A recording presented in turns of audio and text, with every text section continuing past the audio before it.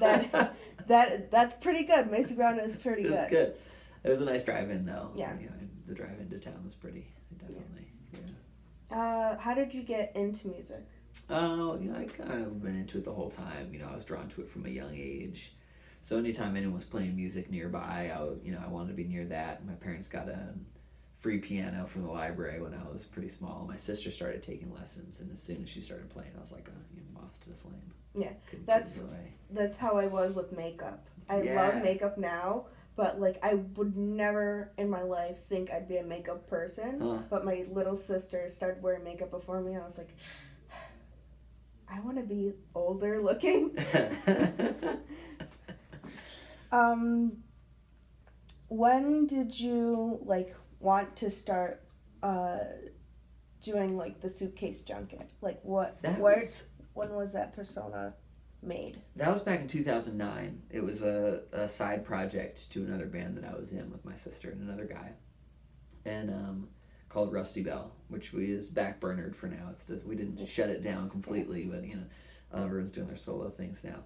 And so the Suitcase Junket started as I was trying to see how much sound I could make as one person, and I was making all these instruments out of junk because I didn't really. I mean, it was a combination of not having money to spend on real gear and also that interest being there anyway of that sort of using discarded objects to make beautiful things. And the name came from, because I was using junk, I was like, oh, it's like a junket, like an octet or something. And then I looked up the word junket in an old dictionary, and the first definition was a sweetmeat. I was like, yes.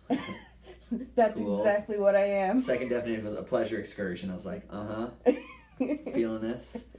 And so it also means like a tour, like a professional tour or circuit or whatever. So it was just a matter of figuring out what kind of junket I was on. And old suitcases stick to me like, I don't know what. Yeah, they're good. Like stink on a shoe. Yeah. They're really nicely built. I think a lot of things are really just kind of cheap. Yeah, they're built to be fixed. Yeah. And, if I'm going to look at them all the time, I might as well like the way they look. Yeah. I got to carry these things all over the place. So I think a lot of things are made with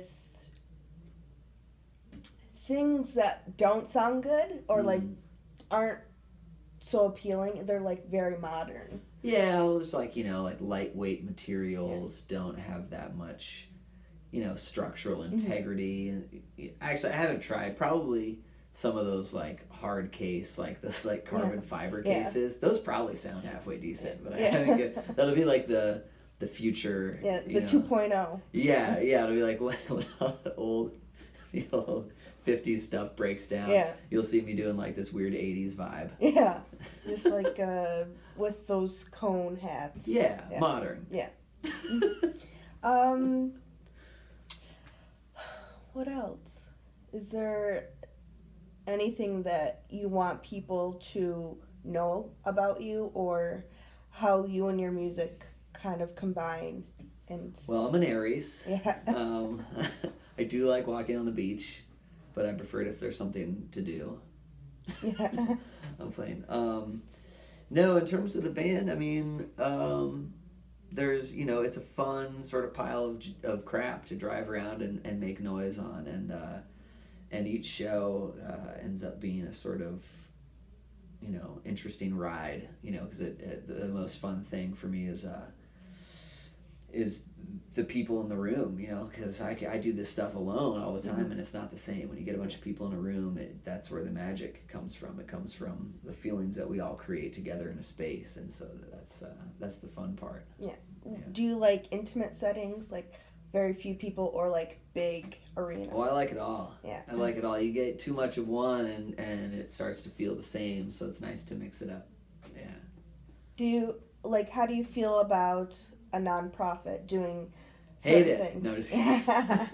I love nonprofits. Yeah. Yeah, this is a nonprofit, it's more attainable and more easy to come to than to have a Madison Square Garden ticket price. Yes. Yeah.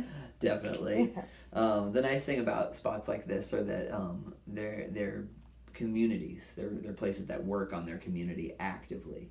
And so, you get into a space and there's sort of this people already sort of know who they are and why they're there.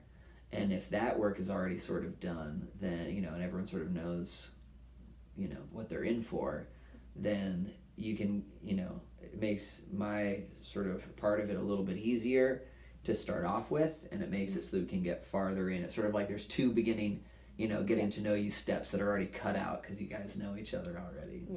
So I love it, yeah. And where, like, did the eclectic feeling come from? Deep in my soul. Yes. I don't know.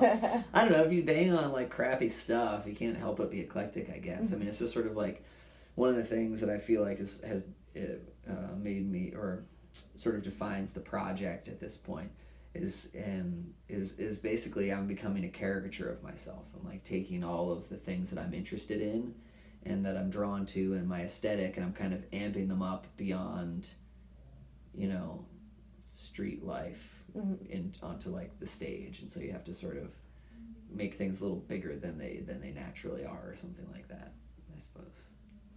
All right, I think that's about it. Cool. All right. Thanks, Mecca. Yeah.